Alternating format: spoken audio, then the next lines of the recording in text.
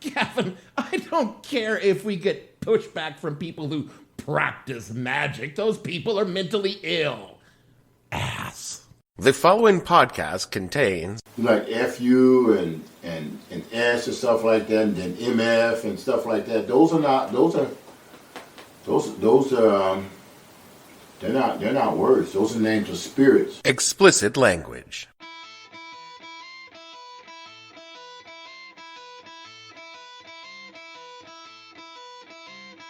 Hello and welcome to the podcast that asks a simple question. When you organize an occult task force to get your candidate more time in the debates, what the hell were you thinking? I'm your host, Dave Bledsoe, and this is a Friday, August 2nd, 2019. It's Magick edition of the show, where we address the power of the mystic arts in politics. Stay tuned. The What the Hell Were You Thinking podcast is brought to you by Theodore's Political Thaumaturgy. A lot of political consultants will tell you they understand the voodoo of American politics, but only Theodore's will use actual voodoo to help you win.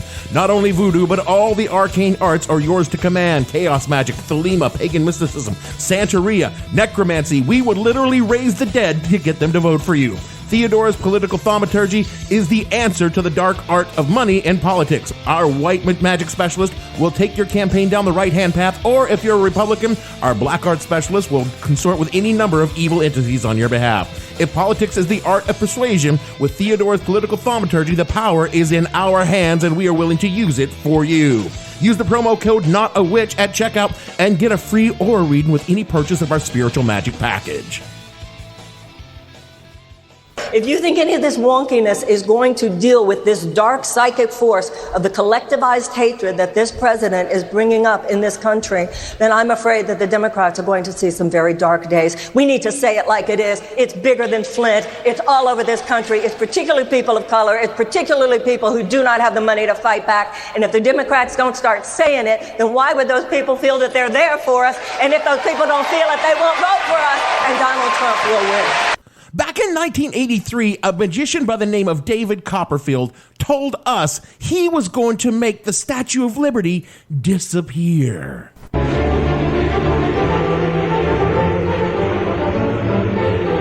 Statue of Liberty, standing 305 feet high and weighing 450,000 pounds. And I was going to make her disappear. It was the 80s, you know, so entertainment options were pretty limited, and most of us only had the 4 channels if you counted PBS. Anyway, America tuned in to watch the most famous magician of our time perform his trick. I remember watching with my parents because I was fascinated by all things magic. Copperfield built these big-ass towers with lights and a stage out in front, and all the cameras were from the point of view of the audience pointed up to the well-lit Lady Liberty, fresh off her renovation touch-up. Then Copperfield got up on stage, did some patter and flash, the lights went out, everything went dark, and a few seconds later, boom, the fucking Statue of Liberty was gone. Where the hell did it go? Cue gas from the crowd and some more patter from Copperfield, and after a few minutes, the lights went out, and again for a few seconds, and then when they came back, boom, Statue of Liberty back. Ostensibly, everyone was shocked and baffled by the power of Copperfield's magic. America was all like, I must be especially susceptible to its magic spells. But all I remember thinking was, he just turned the stage. Because even then, I didn't believe in magic. I mean, for all I played an elven magic user as my regular player character, I didn't believe in magic.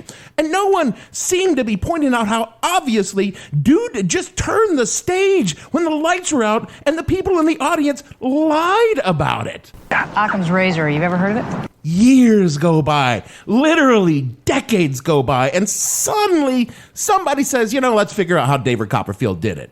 Do you know what they found out? Do you know how he pulled off the entire thing? The whole fucking stage just turned to the right just enough to hide the fucking statue. That is so disappointing. Technically difficult to pull off, to be sure, but magic, it ain't. Because magic isn't magic. It's distraction and illusion. And as everyone knows, there is no such thing as real magic. Unless, what if, pod friends, there is magic? Like the real thing. You know, not magic that ends with a C, but magic that ends with a K. You high? A little bit, yeah. Now bear with me for just a minute. Open your mind and let me ask you this. What if a candidate were to tap into the power of chaos magic and use it to run for political office? What if someone had done this and their name was Donald fucking Trump? And you are high as a kite yet again. Oh, I hear you rolling your eyes all the way out there from here in the studio through the streams of time and space, since you're actually hearing this an unknown amount of time for me saying it. But again, that's the power of magic. The reason, if I could be said to have reasons for talking about the things I talk about that I'm talking about this, is when Marianne Williamson is a candidate for the Democratic nomination to be president. Of America. Of, as they say, America. This is clearly absurd in every measurable standard, but it's 2019 and absurd is just another Thursday. So, if you, like I, have wondered who the fuck Marianne Williamson is and why she thinks she can be president, allow me to poducate you on this fringe, yet not fringy enough, person. Born in 1952, Marianne is the youngest of 3 children of Samuel and Sophie Ann Williamson of Houston, Texas. Her youth, described in an LA Times article from 1992, was fairly standard late-era hippie. Quote, the spoiled child of a Houston immigration lawyer, she dropped out of college in her junior year and roamed around the country, leading into a dissolute life as a singer, cocktail waitress, office temp, and bookseller, and getting involved in a series of unhappy relationships. She was married once, she says, for about a minute and a half, unquote. She ran a metaphysical bookstore and coffee shop in Houston before decamping for Los Angeles in another move so achingly 70s it should be wearing a pair of bell-bottoms. In LA, she honed her new age skills in the height of the 1980s and began lecturing on A Course on Miracles, a 1976 book which purports to get the reader to achieve, quote, spiritual transformation by the act of simply gaining full awareness of love's presence in one's life, unquote. That's drug talk. Probably, because from her Wikipedia entry, quote, according to a 1992 Skeptical Inquirer magazine article by Martin Gardner, she was, quote, mired in a series of unhappy love affairs, alcohol and drug abuse, a nervous breakdown, and endless sessions with therapists, unquote. This article also reported on Williams' professed fringe beliefs, including that the voice described in A Color of Miracles came from Jesus, and that, quote, nothing occurs outside of our minds, unquote, and that, quote, sickness is an illusion that does not actually exist, unquote. In 1992, she published her first book, which spent 39 weeks at #1 on the New York Times bestseller list, titled, quote, A Return to Love, Reflections on Principles of A Course in Miracles, unquote. The book says, honestly, who gives a shit what it says? I read some of the entries and some of the wisdom of the pages in the form of a conveniently packaged quotes, all of which are the kind of mindless aphorism that dominate the new age mumbo jumbo market by pairing grandmotherly advice with some fucking crystal healing bullshit, and that's sold like fucking gangbusters. In the early 90s, when we were yearning for something to wean us off the hangover of the late 1980s moral majority Reaganite binge of superficial success. Trust me, I lived through peak crystal power, and it is every bit as fucking shallow and as annoying as you imagine it was, even more so because it was everywhere in pop culture. Thanks in no small part to people like Williamson, and none other than the same person who gave us Dr. Phil, Dr. Oz, and a slew of other fast buck fucking hucksters and two-bit charlatans like Marianne Williamson. We're talking about Oprah, right? Yeah, I'm talking about Oprah. Oh, we owe Oprah so much. You are on dangerous ground here. Yeah, I know that speaking out against Oprah is not wise, but look at the people she's responsible for giving us, for God's sake. The blasphemy, the arrogance. Williamson would go on to write 13 books selling over 3 million copies over the years. More importantly, she became the darling of spiritual Hollywood. From the previous LA Times article, quote, Anthony Perkins, Leslie Ann Warren, Tommy Tune, Cher, and Roy Schneider go to her lectures. David Geffen and Sandy Gallen listen to her on tape and have sought her private counsel. She lunches with the likes of Barbara Streisand and Dawn Steele. And last summer, she officiated at the wedding of Elizabeth Taylor and Larry Fortensky. Her sense of spirituality triggered my own, said the bride through a spokesman, unquote. You know, you have really made it when you are one of the literally hundreds of people who have performed a Liz Taylor wedding ceremony through the literally hundreds of Liz Taylor wedding ceremonies. I mean, they only had one about every 6 fucking months for most of her life, but still a very selective list. Now, I don't want to paint an entirely negative portrait of Marianne, who may be a wacko, but from what I can tell, a moderately benevolent one if you ignore her views about science and medicine and all these other sort of things and the fact that she peddles bullshit religion. But so many people do that, and I don't think we should hold them against them just because we would hold things against so many people. And when you compare her to so many others like her, to date, none of her followers have committed mass suicide by drinking cyanide-laced Flavor Aid in a South American jungle compound. So I got that going for me, which is nice. She's donated and advocated for HIV research going all the way back to the 80s when no one would even say the word AIDS. She's been a staunch women's advocate, including providing workshops for women running for political office. She co-founded the Peace Alliance, a nonprofit grassroots education and advocacy organization and focused on increasing U.S. governmental support for peace-building approaches to domestic and international conflicts. She also lobbies and fundraises for poverty eradication, both locally and internationally. And starting in the winter of 2018, when she was obviously running up for president, she began touring the United States as part of her Love America tour, discussing how she believes a revolution in consciousness paves the way for both personal and national renewal. So I would be wrong to say that she is entirely malevolent or self-interested and greedy, but I would also be wrong to say that she wasn't. If I were a petty-ass bitch, I could talk about her temper, which has alienated high-powered allies and then caused organizations to break ties with her over the years. I mean, it's bad enough that Williamson herself called herself a bitch for God in national media. That sounds awful. But I'm not going to be that petty because on one hand, it's a trope that the kind of trope that people use to attack women running for political office like they did with Amy Klobuchar at the beginning of her presidential run. And on the other hand, unlike Amy Klobuchar, there's no plausible way Marianne Williamson will get any closer to the White House than Camp David, where she did get to when she met Bill and Hillary Clinton in the mid-1990s. There's no word on whether she gave them any advice for keeping love in their lives, which honestly she probably didn't need to, because Bill had figured it out, except for the problem that it was anybody but with Hillary. So why have I spent the past 5 minutes talking about Marianne Williamson? Well, she's in the news, and after the debate performance, making reference to her might be good for a couple of downloads, and she's attracted a certain amount of attention and even became a meme in her own right, what with that Hepburn accent, eerily youthful features, and oddly compelling stage presence. And this week, I think I discovered why this wildly unqualified and utterly absurd person is being discussed by anyone. And it goes back to, as all good rituals should, the beginning of the podcast. That's right. Magic, spelled with a K, magic.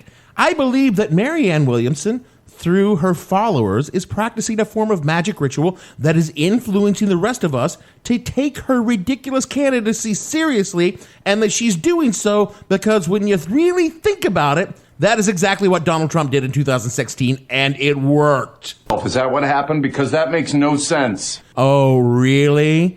Well, listen to this, and then tell me it didn't happen. From a Washington Post article dated July 31st, quote, "There were two distinct audiences for the Democratic primary debate on Tuesday. People who tuned in to see a long roll of aspiring presidents snipe at one another over policy differences, and those who wanted to watch the orb queen Marianne Williamson resonate frequencies of love into the universe.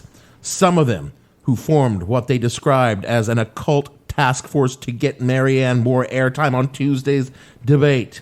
The person organizing the occult task force, who spoke on the condition of anonymity to speak more freely about the task force, said a group of 13 chaos magicians, witches, and energy workers wrote performing synchronized gestures to help Williamson get airtime on Tuesday's debate and the race to follow.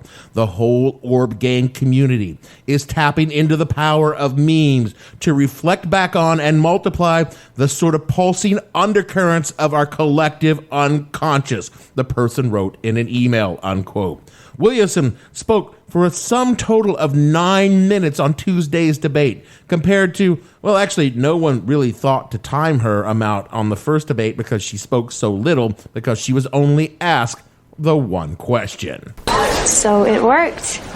What is chaos magic? And how did it get Marianne Williamson more speaking time at the debates? This is going to get complicated.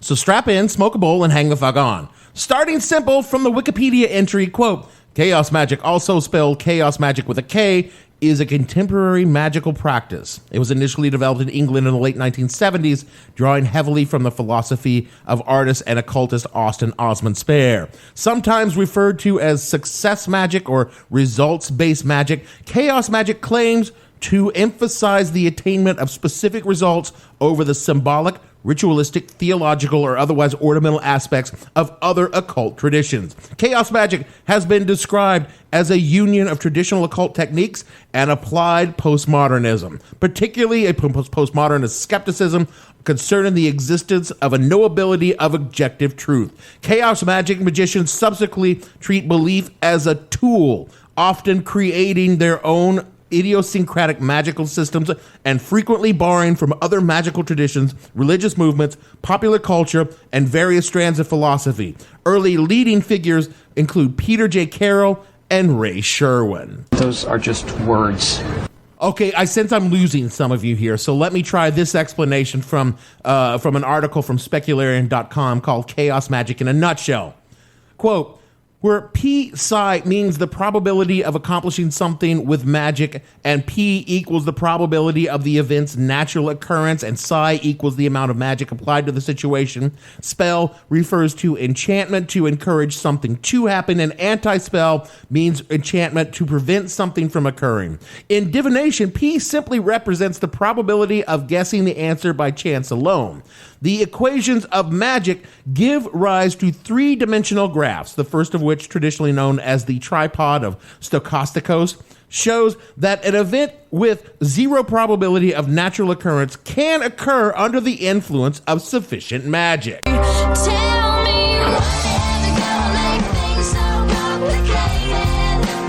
Oh, that I can answer, because in magic, if you use simple and easily understood words that made sense to everyone, you'd be ridiculed and mocked not only by those of us who know that it's utter bullshit, but also by the cool people who practice magic, who will call you a fake and a wannabe. And you will never, ever get laid after the ritual circle talking like that. This guy's going on my poser Tumblr. Fine. You want the Chaos Magic for Dummies edition? Here it is. To perform chaos magic, you need to have a desired goal, perform a ritual in furtherance of that goal, and to believe in your power to make that goal happen. And I hear you all out there say, but Dave, isn't that basically the tenet of the book? The Secret? Yeah, basically it is the same thing as that shitty self-help book, The Secret. Chaos magic is slightly more involved from what I understand about it and The Secret, because I've really never wasted a scintilla of brain space on that nonsense and actually regret knowing as much as I do know about both topics. But essentially, chaos magic is goal plus ritual plus belief. Now, this is how it was explained to me from the guys on the last podcast on the left, who I don't think believe necessarily in magic, but they believe in it somewhat more than I do. So I commend you to their episodes, Chaos Magic's episodes 1 and 2. Just Google it or use Magick to find it, whatever. Say, I've decided that I need to get up the nerve to create a new podcast, and I want to use Chaos Magic to do it. So my goal is stated as something like, in 6 weeks, I will conceive of and produce a new podcast. And I commit myself to performing rituals towards that goal. Now, the rituals could be chanting, meditation, sigils, trances, burning incense, drawing esoteric symbols. And I do all of these things nightly while consistently focusing on the goal for the prescribed 6 weeks. But it doesn't need to be like that. I could have a ritual as something as simple as each night I sit quietly and think about my new podcast, what it might be about, what I want to say, who I want on it, how I can record it. And I do that for that 6 weeks. Many practitioners of chaos say that writing out your goals and then creating a sigil to represent that goal and focusing on that as part of your ritual is extremely helpful, but again, not required. But most importantly, you need to believe that it will work. That is what the rituals are for. They are to focus you on helping you believe your goal will actually happen. And if you are focused and disciplined and perform your rituals at the end of 6 weeks, you will have a new podcast. And that's it. That's really all there is to it. Goal, focus on the goal through ritual, and believe it will happen, and it happens. That's chaos magic. Now, bigger goals require bigger rituals and longer periods of performance. The magician needs to understand that altering reality takes time and power, and by going alone, big changes can take a long time. Like if you want to make $1 billion, you can't just chant, "I want $1 billion" for 6 weeks. Now, there is a way around this, however, and that's by performances of mass rituals. Multiple magicians with the same goal, performing the same rituals, and believing in the same goals, and seriously believing that they will happen. Thus, we come back to the Occult Task Force and Marianne Williamson, 9 minutes of Tuesday's debate. Easy peasy. You are mentally deranged. Oh, am I? Then explain this Marianne Williamson's quote from her very own Facebook page. Magic is when you tell the universe how you want it to serve you. Miracles is when you ask how you can be of service to the universe. Marianne Williamson is a chaos magician and using her power and the power of her followers to perform ritual magic to enhance her performances in the debates and sway people into believing she could be president. That she even appears on the debate stage at all is testament to the power of her rituals. Unless you think that I am alone, that I'm just making this shit up, then pod friends, rest assured, I am not, because I quote to you now from exposingsatanism.org. Quote, I have already posted an article about this Jezebel here.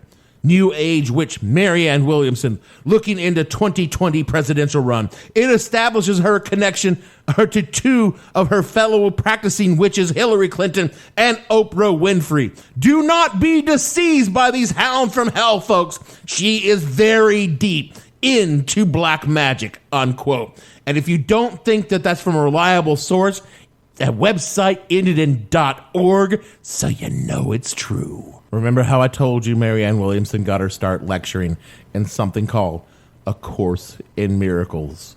What if I told you that A Course in Miracles is nothing more than thinly disguised chaos magic dressed up in some quasi-religious symbology? You're mad. Absolutely mad. From A Course in Miracles, Chapter 23, Part 2, The Laws of Chaos. The laws of chaos can be brought to light, though never understood. Chaotic laws are hardly meaningful, and therefore out of reason's sphere. They appear to be an obstacle to reason and to truth. Let us then look upon them calmly, that we may look beyond them, understanding that they are not what they would maintain. It is essential it be understood what they are for, because it is their purpose to make and yet govern nothing, and need not be broken, looked upon, and gone beyond. They maintain that each is separate and that each different set of thoughts that turn them from others. The principle they evoke from belief is there is a hierarchy of illusions, some more valuable and therefore true. Each one establishes this for himself and makes it true by his attack on what another values. And this is justified because the values differ, and those who hold them seem to be unlike, and therefore enemies. The second law of chaos, dear indeed to every worshiper of sin, is that each one must sin and therefore deserves attack and death. This principle, closely related to the first, is the demand that errors call for punishment and not correction. For the destruction of the one who makes the error places him beyond correction, beyond forgiveness. What he has done is thus interpreted as an irrevocable sentence upon himself, which God himself is powerless to overcome. Sin cannot be remitted, being in the belief that the Son of God can make mistakes for which his own destruction has become inevitable. That's legit. Look it up. Google the laws of chaos and A Course for Miracles. I did not make up a single word in that. I did condense a sentence or two, but only for dramatic effect. Goal, ritual, belief. That's it. The belief is the thing that makes chaos magic work. And does it work? I don't know. You want proof, solid, irrefutable proof that chaos magic can elevate someone to the heights of power and influence to everyone despite everyone knowing they were wildly unfit for it? Are you going to make me do it? You are, aren't you? Fine. The only possible way that one Donald John Trump could be president of the United States is that he is one of the most powerful chaos magicians who has ever lived. Check, please. I'm not saying that Trump himself was sitting in Trump Tower doing ritual magic every night through the election. No.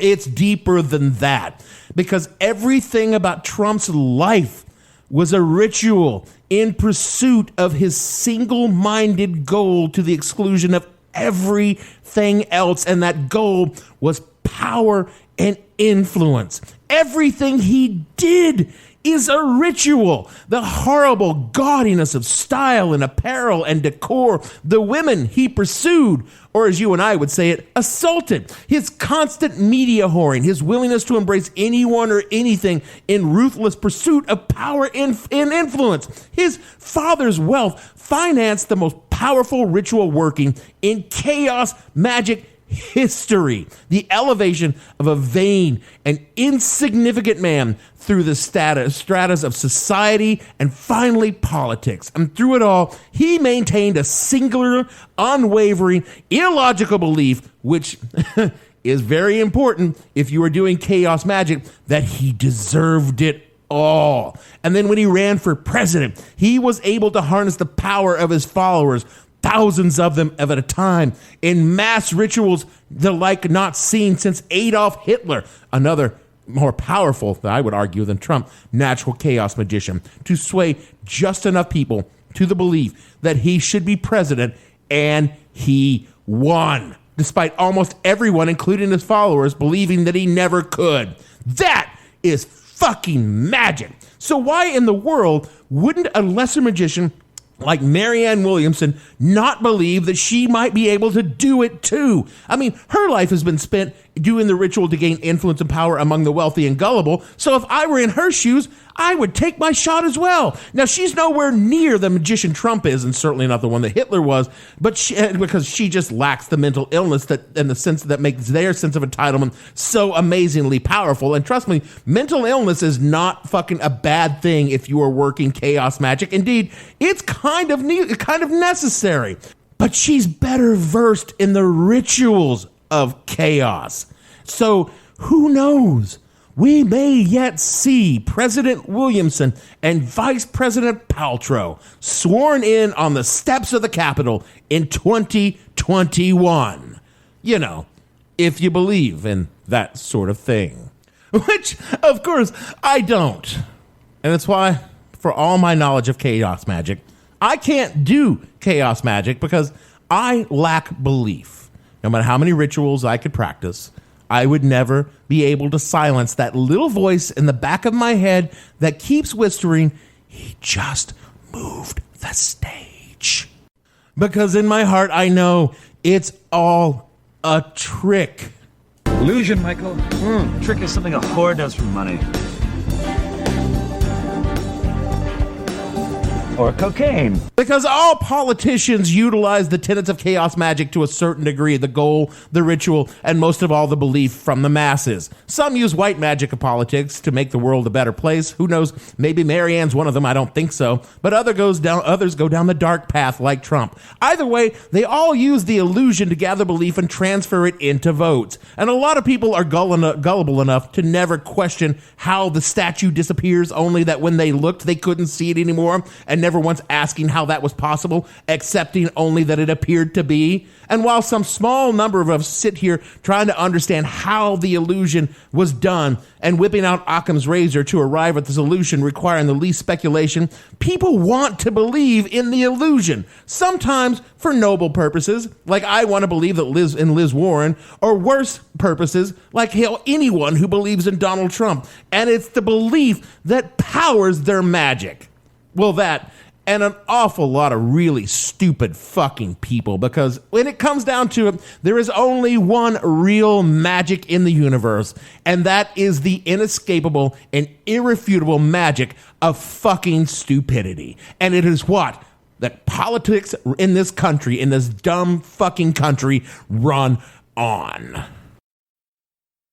That is it for our show this week. Like how I did that, snuck in some politics along with some weird shit that I'm interested in. That's the stuff that's keeping me sane during the long, dark night of 2019. And honestly, did cable TV meatheads not learn anything from 2016? Stop putting Marianne Williamson on TV, period. She won't be president, but she can still spread dumb and dangerous ideas. Fucking positive thinking, curing diagnosed mental illnesses. That shit is insane. Yeah, because Ed Gein could be helped by the power of positive thinking. Speaking of positive thinking, I'm using a chaos ritual right now to get you to rate and review this show wherever you get your pods, because this will bring more magicians into my ritual circle. All of my sigils are on Twitter at @the_hell_podcast, and each of the magic workings that I've created can be found at the show name on SoundCloud and at whatthehellpodcast.com. So for me, Dave, Mr. Crowley, what went down in your head, Bledsoe, producer, did you talk to the dead Gavin, and all the fictional people on this show waiting on Satan's call, we want to say, just a little magic. It's got a hold on you. And that's how Rick Ocasek got a hot model girlfriend in the 80s. We'll see you all next week.